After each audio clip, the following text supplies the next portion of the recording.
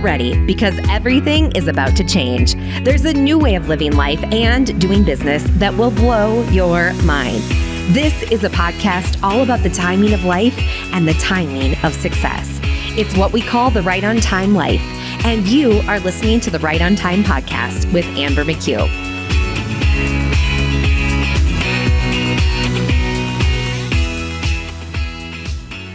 Hey, welcome to the Right on Time podcast. I am so pumped for our guest today, Sammy, who we're going to dive into a little bit of marketing strategy. You know, the conversation started with the intent to discuss website updates, which we absolutely do. What are changes? What do you need to think about if you're looking to make updates to your website to align with current messaging or where your clients currently are in their lives?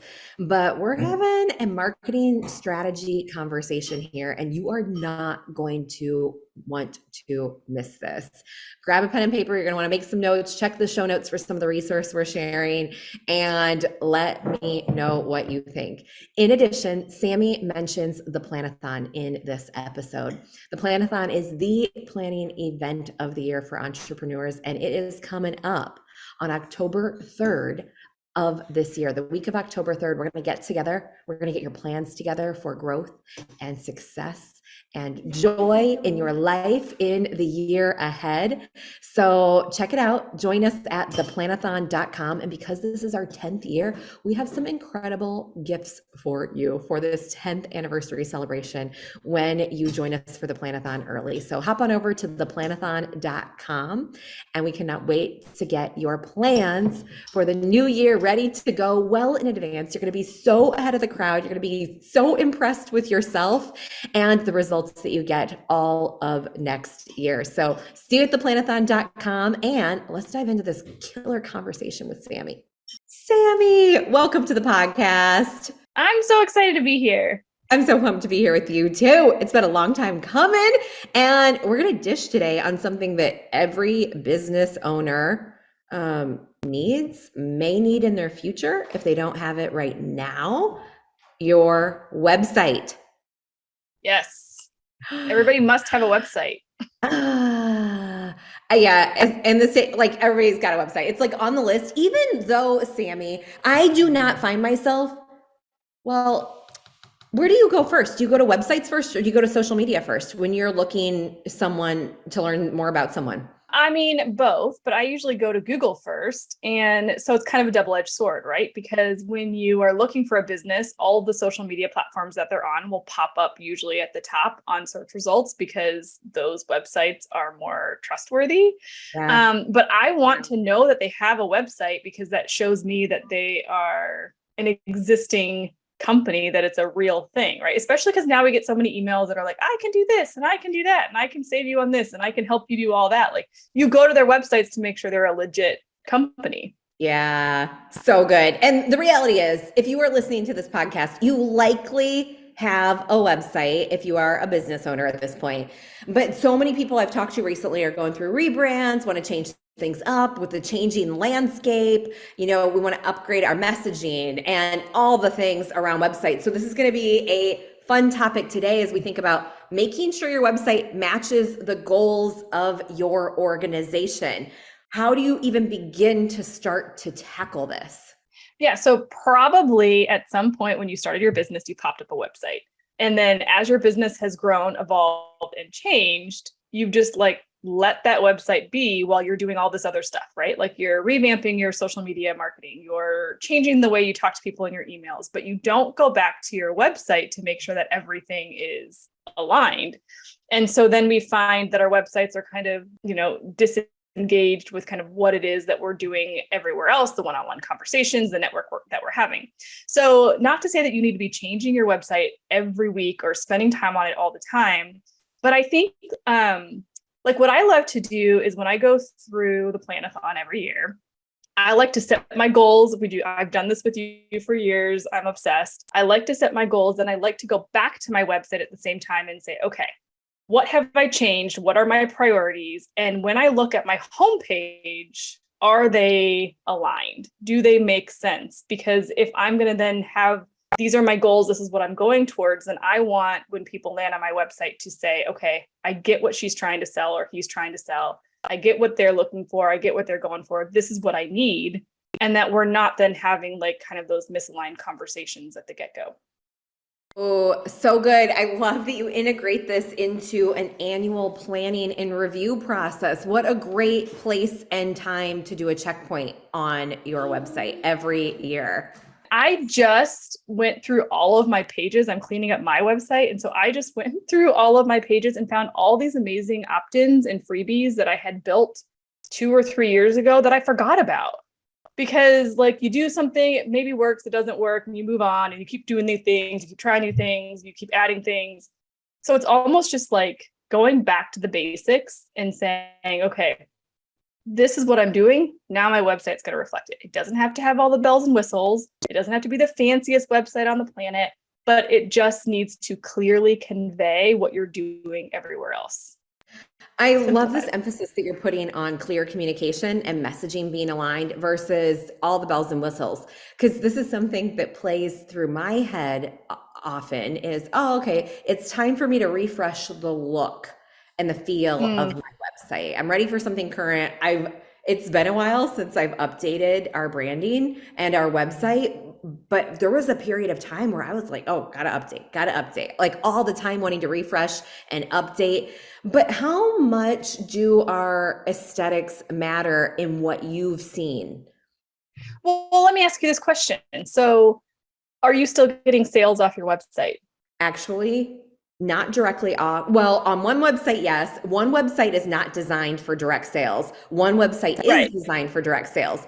So it's a little bit of a coin toss. My core website is more for connection, relationship building at ambermccue.com. But you're still getting people signing up for your wait list. You're still getting people to sign up for your planathon. You're still like, right. Like you may have tweaked the messaging, but you're not doing a full rebrand, right? So whatever the goals are of your business, your website is still serving as a conduit for those goals.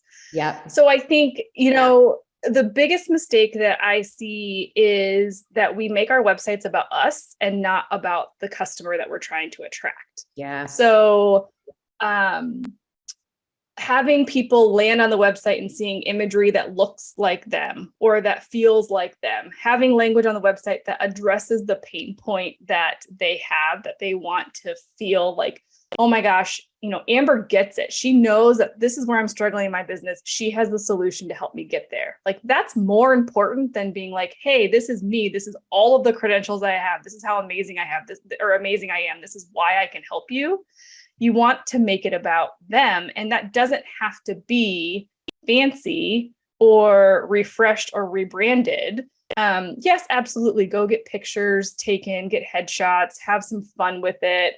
But we've seen amazing websites that use incredible illustration and fun kind of explainer videos. So it doesn't have to be all this pressure to make it this crazy branded thing. Love this. One of my favorite websites right now from someone we both know. Oh my gosh. I got to make sure I have the right link. I'm going to look it up right now to make sure I say it all in the right order so anybody can go check it out. But a great example, you know exactly what I'm talking about, of illustration and fun and really speaking to the customer voice is pinkpigsfly.com. Karen was recently on the Right on Time podcast, and I just her website. It's so different. It's unique. It's personal. I don't even know where her photo is on this website. I'm sure it's in there somewhere, but it's not predominant because it's clearly not about her. It's about her clients, what she does, who she serves, the results they're going to get. So that's a really good example of that. And they're so easy to do. They're really not hard to do. And the way that she did it specifically is like all of those videos are on brand. All of her illustrations are branded the same. So if you don't want to be a personal brand and you don't want to go out there and have your face everywhere, it's a great way to do it. And I would argue that if you aren't somebody that people already know, like, and trust, then it doesn't help you at all to have your face be the first thing that's there.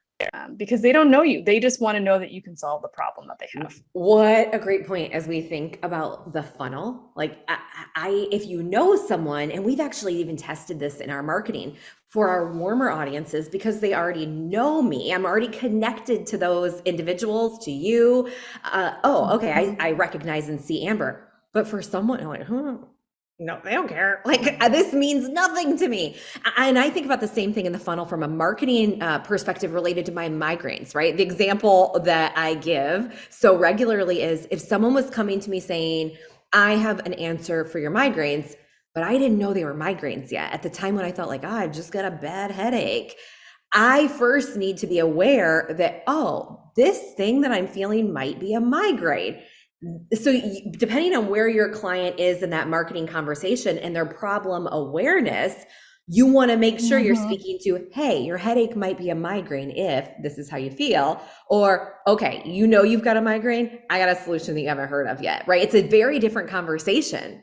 Well, that's such a good point. And I think also just bringing in the niche, like who are you speaking to and where are they at in the solution or looking for the solution. So if you've got a migraine medication, or maybe, okay, it's like there's all these ads out there right now about like the cold cap, right? And so they're doing a lot of marketing around just headaches, and not even talking about migraines. But then maybe you're a pharmaceutical company and you're going to people who know that they are migraines. So I think we tend to overcomplicate our solution. And I think it goes back also to, we are scanning websites. We are not landing on a website and deep diving into all of the information that's there. So I like to say right at a 5th grade level, and people will be like, well, I don't want to talk down to my audience and I don't want to like, make them feel stupid. And it's not about that at all, but it's about when we're scanning copy on a website, when it's written at a 5th grade level, right? Then I can scan it and like read it a lot faster than if it's written. Now, if you're in an academia kind of situation, of course, there's always a space for that. But for most of us, that's a great way to think about how we write the copy on our website. And the Hemingway app is a great app to use for that, because when you put in all your copy, it's going to say, well, this sentence is too long. It has too many smart words in it. Like, think about how you're writing those things. So that mixed with imagery and icons and stuff will really help people skim the website and figure out if you're the right fit for them. So the 3 things that we like to say on your homepage specifically is you start with what is the problem that you solve, and that's what's in your header. So it's not, I'm Amber McCue, I help business owners. It's build the business of your dreams with the lifestyle that you want to achieve, or something like that, right? So you're hitting kind of their core problem that you solve. So what's the problem I solve? Then it's, how do I solve that problem? So then you're going into, well, we have a free planathon, or it's, we have this membership where we guide you, whatever that is. And then it's, why am I qualified to solve that problem? And that's where you talk about who you are, your qualifications, your affiliations, testimonials, whatever that might be. So that's farther down. So by the time they get to you, they're already super engaged and like, okay, yeah, I care. And that's how you're going to get people to convert into whatever it is that you're selling a lot faster. Oh, this is so good. There was so much packed in there. When you were talking about the writing at like the 5th grade level, I was just doing some light research yesterday on learning and the impacts of change and learning on your brain and neuroplasticity. So this is a topic that could get a little bit deep and complex. And I had like 3 different articles up in front of me, and one was written at the collegiate, like upper graduate level. And then the other one was written like explaining it for kids. And the other was like in between. And I was like, oh, thank you for the kids version. Like, this is what I need right now. And if we're going through our day-to-day lives, just popping in, popping out, things are happening, we're busy. Like, this was light research. I wasn't doing a deep dive here. I would go collegiate level if this was like in-depth something. But in day-to-day life, like, hey, I need this problem solved. So depending again on your audience, where they are day-to-day, when they're finding you, these are great things to think about in terms of how you phrase, position. So I'm loving this, and it's so related for me. I love that you threw out the Hemingway app. I'm going to restate that so people can get that test. Like, what level am I writing at? Am I making this easier on my readers and my prospects and clients, or harder, like my example yesterday? And I want people to think about what you said about images, scanning, thinking through. There's an old book called Cashvertising.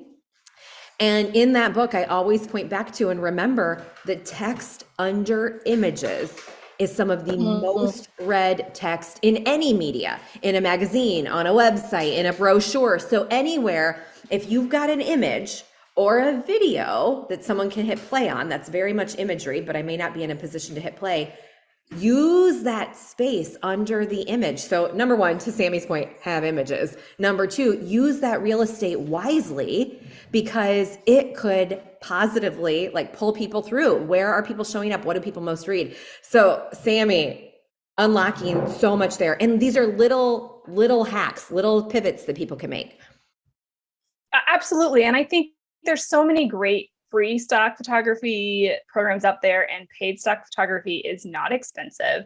So I think the biggest key here is, when you think about your ideal customer, making sure that the imagery reflects them. So if your target market is women that are in their 30s to 45, that have kids, that are, working from home, like, make sure your imagery is like a messy laundry room with kids running all over, like whatever it is, that pain point, like, it needs to really resonate with them. So they look at the imagery that matches up with your language, that says, they get me. Like, I need this person in my life because they are the perfect person to solve my problem. And that is more important than all the tech and all of the integration and all of the things that happen on your. I mean, we've seen terribly ugly websites that make millions of dollars.